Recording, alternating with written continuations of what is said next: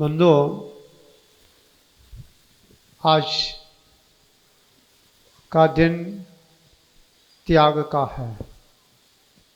किसका है? महाराज जी क्या कह रहे? किसका त्याग करना? हाँ, मोह का। कितने लोग करेंगे जी? कितने लोग करेंगे? ये तो बाहर की बात है, कहने की बात है, ठीक है। ये तो मुनियों की चीजें हैं, हमारी नहीं है।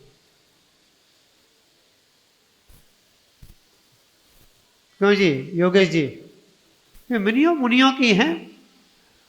और उदाहरण भी देते हैं राकेश जी। क्या देते हैं? विचार करना योगेश भैया। हाँ, क्या उदाहरण देते हैं? दीपक जी क्या देते हैं?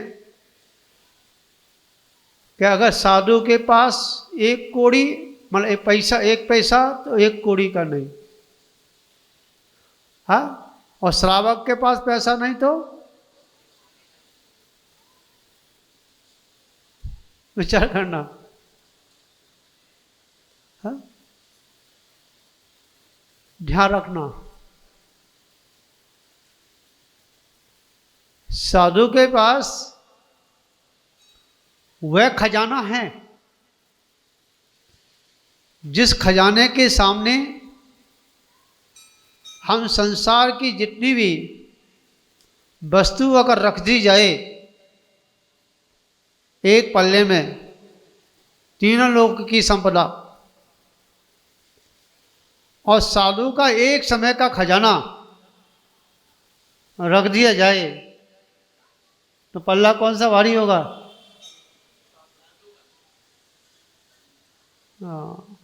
ध्यान रखना भाई। इतना ही है कि आपका खजाना कोठियों में होता है, तिजोरी में होता है, कपड़ों के अंदर होता है। और साधुओं का खजाना क्या? चोणे में होता है। समझ में आया नहीं यार? कहाँ होता है? चोणे में। दान साधु भी करता है, ध्यान रखना। और दान आप भी करते हैं। त्याग साधु भी करता है, आप भी त्याग करते हैं। ऐसा कि नहीं करते हैं? परंतु आपका जो दान है उसके पीछे छिपा हुआ राज हुआ करता है। बदले की भावना हुआ करती है, ठीक है। कैसे भी हो सकती है। और साधु दान करता है तो उसे बदले की भावना नहीं। साधु कहता है कि तीनों लोकों में जितने भी जीव हैं वो कैसे हो? सुखी रहें। और आप दान करते हैं तो क्या कहते हैं कि तीनों लोगों की संपदा हाँ मेरे पास आ जाए। शांतनाथ भगवान, हाँ, बच्चे कहते हैं क्या? बच्चे कहते हैं, मैंने सुना है, भिंड की बात है, हाँ, कि महाराज जी शांतनाथ भगवान के 96 थी। कितनी थी? दीपक भैया आपके पास कितनी है? विचार कर लेना। हाँ, उनके पास कितनी थी? 96। और हमारे पास एक भी नहीं। ध्यान रखना। ये परछाई समझो ना। परछाई होती है ना, जब परछाई को पकड़ते हैं ना तो परछाई आगे भागती है, और जब परछाई को छोड़ देते ना तो परछाई पीछे भागती है। तो आज जो है किसका दिन है? त्याग का। एक समय का त्याग भी आपका मंगल में हो जाता है। भोजन करने के बाद अगर आपने एक एरिया के मैं 2 घंटे तक भोजन नहीं करूंगा, मेरा त्याग है चारों प्रकार का, ये भी एक त्याग है। जब तक मेरी आंखें नहीं खुलेगी, शाम को बोल लेना सोते समय कि जब तक मेरी आंखें नहीं खुलेंगी, जब तक मेरा सब परिग्रह का त्याग है, मात्र जो मेरे स्तन पे है उसके अलावा सब त्याग है। ये भी एक त्याग का बड़ा महत्व हुआ करता है। और आयु पूर्ण होने पर अटैक पड़ गया या कोई बीमारी चला गया तो वो त्याग में ही जाएगा, और त्याग में जाने वाला व्यक्ति कभी नरक और निगोद नहीं जाता, ये बात निश्चय है। कितना सरल बताया त्याग की महिमा। एक समय का भी त्याग कर, परंतु ये हम ना रात का त्याग करते हैं ना दिन का त्याग करते हैं। एक बार आचार्य श्री के पास व्यक्ति आया, ठीक है। आचार्य श्री ने कहा कि भाई रात्रि का भोजन का त्याग कर दे। उसने महाराज जी मेरे पर नहीं होगा। क्या? मेरे पर नहीं रहेगा। क्यों? कि रात्रि का त्याग कर दे। उसमें भी बहाना लगा दिया, मतलब आंख बंद करके भी जो उसने लिया है? मैं आंख बंद कर कोई खाएगा क्या? कोई भोजन करेगा क्या? हाँ, नहीं करेगा ना। फिर भी उसका हम त्याग करने के लिए तैयार नहीं होते हैं। और जिसकी त्याग की भावना नहीं है तो ध्यान रखना कि उसकी क्या गति ऊपर की नहीं, क्या गति नीचे की टेढ़ी मेढ़ी हो सकती है। इसलिए हमें प्रति समय साधु देखिए जब आहार लेने जाता है, ठीक है, तो वहां कहता है कि मैं आहार लेने के लिए जा रहा हूं, ठीक है। जब आहार लेकर के जब वापस आता है तो पहले तो वहीं छोड़ के आता है। कहाँ पर? चौके में ही कायुष्य करके और चारों प्रकार का आहार का त्याग कर देता है। फिर मंदिर में आकर के भगवान के सामने चारों प्रकार का आहार का त्याग करता है। फिर गुरु के पास आकर के भक्ति करता, तब फिर चारों प्रकार का आहार का त्याग करता है। क्या? और साधु तो समय समय पे क्या प्रति समय प्रति क्षण उसकी भावना त्याग की होती है, इसलिए साधु को उत्तम कहा गया है, ठीक है। इसी मंगल भावना के साथ आप त्याग की महिमा को समझें और सने सने क्या त्याग को करें। इसी मंगल भावना सबको कोटि कोटि भगवान महावीर स्वामी की मान बाबू।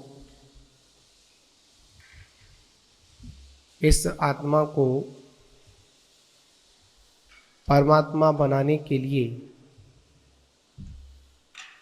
शुरुआत के 4 दिनों में हमने भावों को संभाला था और सत्य से लेकर और त्याग तक उपायों को ढूंढा था। आज उस आत्मा को परमात्मा और कैसे बनाया जाए, एक अंतिम उपाय आचार्यों ने हमको प्रस्तुत किया। वह उपाय रहा उत्तम त्याग। तब के बाद त्याग आकिंचन से पहले त्याग। जब तक हम लोग त्याग नहीं करेंगे, जब तक हमारे जीवन में कुछ नया परिवर्तन नहीं आएगा। त्याग भी किसका करना है बताओ? धन का? ये तो हमने बहुत बार किया और करते भी रहते हैं। पर आचार्य यहां पर त्याग की परिभाषा में बहुत महत्वपूर्ण बात आचार्य कुंद देव स्वामी कहते हैं, सर्वद्रव्येषु, मतलब सभी द्रव्यों में अपना त्याग भाव रखना, वो वास्तविकता में त्याग है। आचार्यों ने कहा वो द्रव्य 3 प्रकार का। कितने प्रकार का? वो द्रव्य 3 प्रकार का, चेतन, अचेतन और मिश्र। कितने प्रकार का हुआ द्रव्य? 3 प्रकार द्रव्य हुआ। एक चेतन हुआ, एक अचेतन हुआ और एक मिश्र हुआ। मिश्र में चेतना अचेतन, चेतन भी है अचेतन भी है। आचार्यों ने कहा चेतन द्रव्य में स्त्री, मित्र, पुत्र आदि को ले लिया। अचेतन में खेत, मकान, सोना चांदी को ले लिया। और चेतन और अचेतन मतलब मिश्र अवस्था में जो अलंकार सहित ग्राम और व्यक्ति, नगर आदि की उस संज्ञा को जो प्राप्त होते हैं वो क्या कहलाएगा? हमारा मिश्र कहलाएगा। अब इनका त्याग करना, अब त्याग की परिभाषा को यहां बता रहे हैं। त्याग क्या? ममत्व भाव का त्याग। किसका त्याग? ममत्व भाव का त्याग। आचार्य भगवंत कहते हैं जब तक ये मोह का त्याग नहीं होगा, जब तक आप कितना भी त्याग करना बाहर की वस्तुओं का, वो त्याग की भावना में तो आ सकता है, वस्तु को छोड़ने की भावना में आ सकता है, पर वास्तविकता में त्याग की परिभाषा कब घटित होगी? जब हमारे अंदर से मोह कब होगा। अब मोह पद में आचार्यों ने यहां पर रागादि को ग्रहण किया है। मोहादि में क्या है? रागादि को ग्रहण किया है। वस्तु छूट जाती है, वस्तु का त्याग हो जाता है, पर अंतरंग में जो राग की जो कड़का पड़ी हुई है ना, जो मोह की जो व्यवस्था पड़ी हुई है, वो नहीं छूटती है।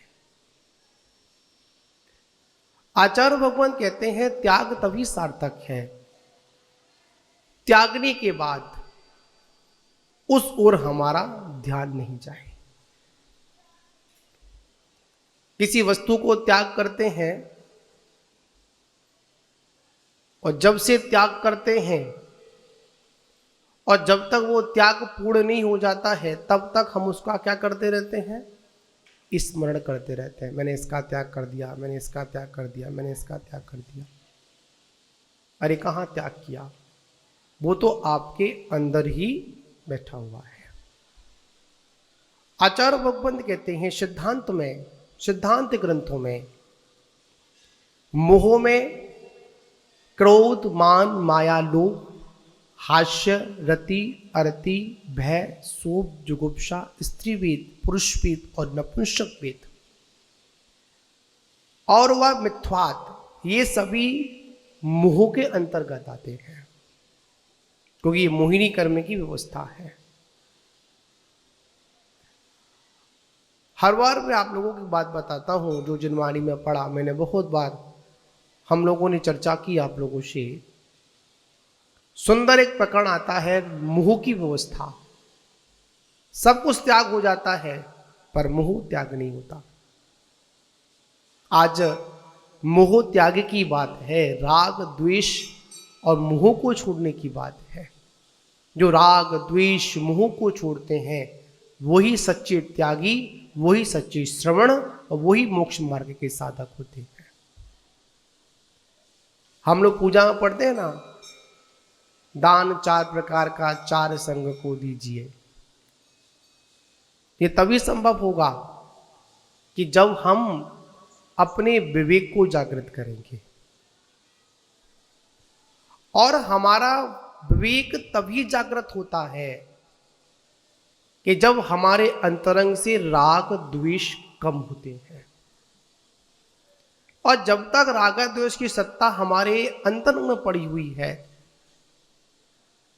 आप अगर चतुर्थ संग को दान भी देंगे तो वहां पर कोई ना कोई इच्छा, कोई ना कोई कामना, कोई ना कोई चीज लगी रहेगी। आचार्य भगवंत ने कहा कि यहां पर सबसे पहले छोड़ना है, त्याग करना है तो मोह को छोड़ो। क्या छोड़े अपन? मोह। हमारा यही नहीं छूटता है। क्या नहीं छोड़ता है? ये मोह नहीं छूटता है। मोह का त्याग नहीं होता है, राग का त्याग नहीं होता है। और जहां पर राग होता है वहां पर द्वेष भी उसके पीछे पीछे अवश्य होता है। अगर हम लोगों ने राग द्वेष और मोह का अगर त्याग कर दिया, विसर्जन कर दिया, तो संसार में ऐसी वस्तु नहीं है जिसको हम छोड़ नहीं पाए, जिसका हम त्याग नहीं कर पाए। अगर त्याग में अगर कोई बाधक अगर बनता है तो ये राग बनता है, ये द्वेष बनता है, ये मोह बनता है। आचार्य भगवंत कहते हैं, देखिए विचार करिए। मैं आपको छोटी सी बात बताऊं, बहुत बार बता चुका हूं, फिर एक बार रिपीट कर देता हूं उसको मैं। एक हम लोग जिस घर में रहते हैं और उस घर में जब रहते रहते थोड़े से बोर हो जाते हैं तो उस घर को अपन सेल कर देते हैं। सेल का मतलब उसको बेच देते हैं। आप फ्री में तो बेचोगे नहीं, क्योंकि पक्के बनिया हो, फ्री में तो दोगे नहीं किसी को, और उस भाव में भी नहीं दोगे जिस भाव में खरीदा था। कुछ ना कुछ उसमें वृद्धि दिख रही होगी, चलो इसको निकालकर क्या कर लेते हैं, कोई दूसरा खरीद लेते हैं। अपने नाम की रजिस्ट्री उसके नाम भी कर देते हैं। करते नहीं करते? बताओ। ऐसे ही होता है डीलर साहब, ऐसे ही होता ना। विचार करने वाली बात है, सोचने वाली बात है।